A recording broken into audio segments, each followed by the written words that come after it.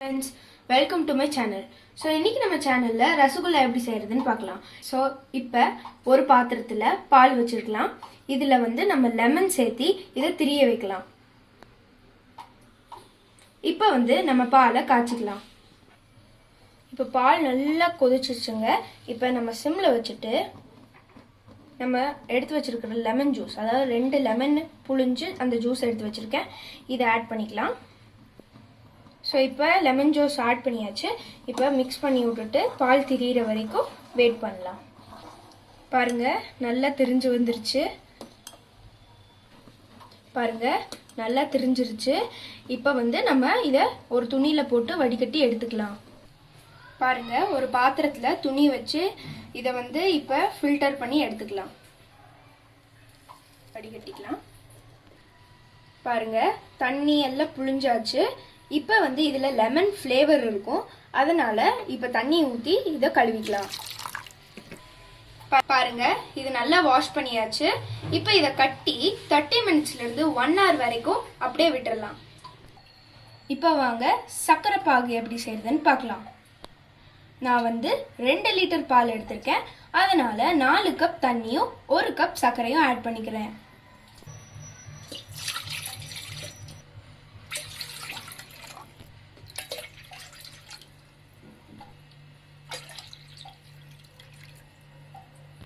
இப்போ சர்க்கரை ஆட் பண்ணிக்கலாம். இப்போ மீடியமான ஹீட்ல இத கரைய விட்டுறலாம். இப்போ பாருங்க 1 hour ஆயிடுச்சு. நல்லா தண்ணி எல்லாம் ட்ரெயின் ஆயிருக்கு. இப்போ நல்லா பிசைஞ்சுக்கலாம். அப்பதான் ஸ்பாஞ்சியா வரும். பாருங்க நல்லா பண்ணிக்கோங்க.